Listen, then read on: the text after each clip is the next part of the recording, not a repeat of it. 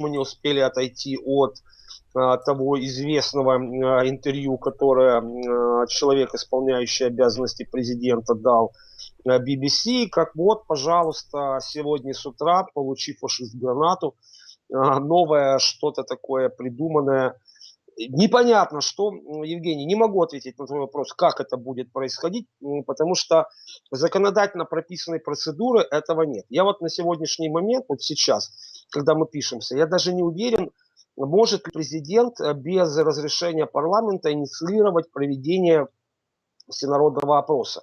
Но то, что я успел посмотреть, есть четкие такие вот, скажем так, законодательные прописи, которые ставят под сомнение вообще правомерность проведения этого опроса. Допустим, чтобы не быть голословным. Например, статья 4 из статьи 248 Избирательного кодекса гласить, що я мовою оригіналу, виборець може перебувати у приміщенні для голосування лише протягом часу, необхідного для голосування.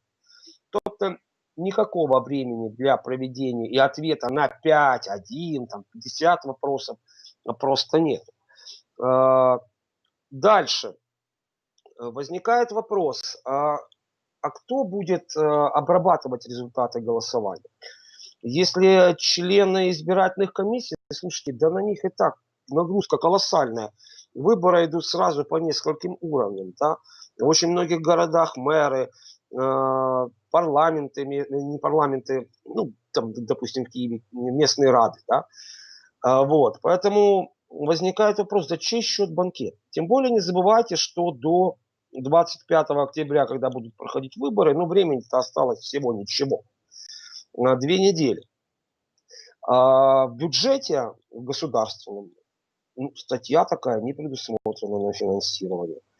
Если за счет бюджета, который выделен на ЦИК, так вы меня извините, еще месяц назад ЦИК выступал с заявлением, что денежных средств ну, еле-еле хватит. Ведь для проведения опроса, ну, в конце концов, нужно просто еще и бюллетени напечатать. Кто это будет делать? Очень непонятно. Поэтому самое главное, даже вот не с правовой точки зрения, а с финансовой, за чей счет будет этот банкет, так называемый. Идем дальше.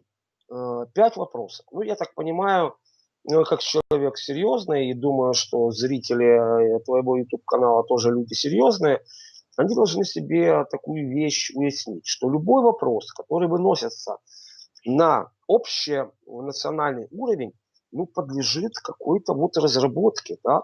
Кто-то его должен в конце концов сформулировать. Ведь от того, как ты сформулируешь вопрос, ты можешь заранее получить ожидаемый либо неожидаемый ответ. Кроме того, что это за 5 вопросов, которому президент решил узнать мнение украинских граждан, которые обсуждаются, по его словам, на кухне, в доме, споры с таксистами. Но вот я, допустим, с таксистами никогда не спорю. Я всегда с ними абсолютно согласен, потому что эти люди, которые знают все, и вообще у меня такое впечатление, что большая часть, по крайней мере, киевских таксистов, ну, если не с Марса, так с Венеры точно.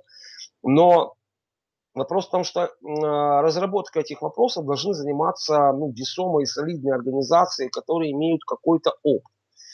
Тем более вот про кухни, да, президент говорит. Ну, кухни, ребят, есть разные. Есть кухни, на которых обсуждается вопрос, кому из детей купить обувь в первую очередь, потому что просто на 2 пары обуви денег не хватит. А есть кухни, на которых обсуждается, полететь на Мальдивы или на Ямайку, понимаете?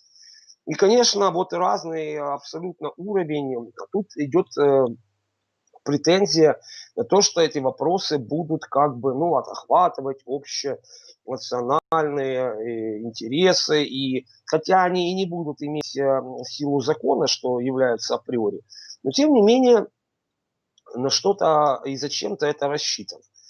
Если рассуждать чисто с политтехнологической стороны, то я должен заметить, если со стороны политтехнологов господина Зеленского, это может быть удачный шаг. Я поясню почему. Дело в том, что получить такой победы, как на парламентских выборах, понятно, что зеленым не получится. В очень многих округах они вынужденно объединяются даже с ОПЗЖ, которая когда-то была их, по заявлениям некоторых представителей, чуть ли не идеологическими противниками. Поэтому нужно будет сбить войну хайпа, которая начнется.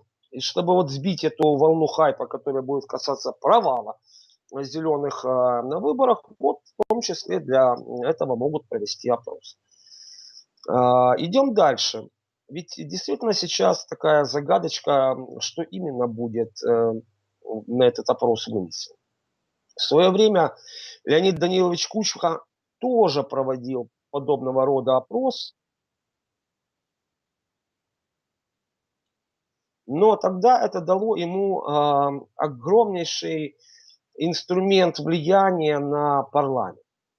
То есть я вот так вот, знаете, как лицо неофициальное, подразумеваю, что будут вынесены в эти 5 вопросов, в том числе и вот такие вот, которые, ну, априори будут поднимать рейтинг президента. Ну, допустим, согласны ли вы с сокращением количества депутатов в парламенте? Классный вопрос, согласитесь, да? Вот. Но только зачем его выносить на общенациональный уровень? Ведь тут понятно, что результаты ответа будут все категорические. Да, ну, вот зачем на это даже тратить время и деньги? Идем дальше.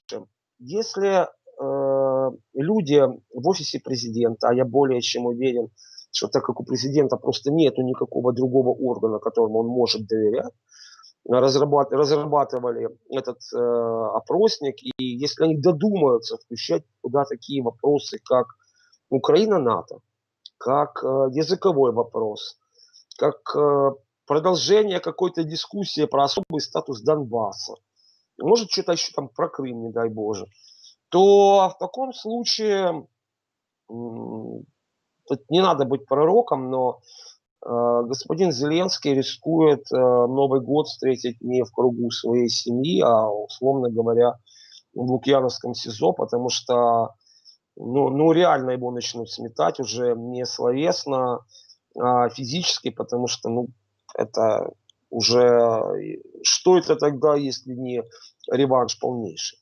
Поэтому сейчас такая вот пауза небольшая. Они всегда так действуют. Сейчас они посмотрят на тот хайп, который поднялся в соцсетях, ну и, очевидно, уже от этого будут делать какую-то выборку вопросов. Потому что из всех последних обращений Зеленского к народу, из его публичных выступлений, ну, как-то не сформировалось какого-то такого пула вопросов, по которым он хочет посоветоваться с народом. Поэтому вот на сегодняшний момент, на момент нашей записи, мы можем только гадать и очень надеяться, чтобы ну, зашквар не превратился в всеобщий хаос.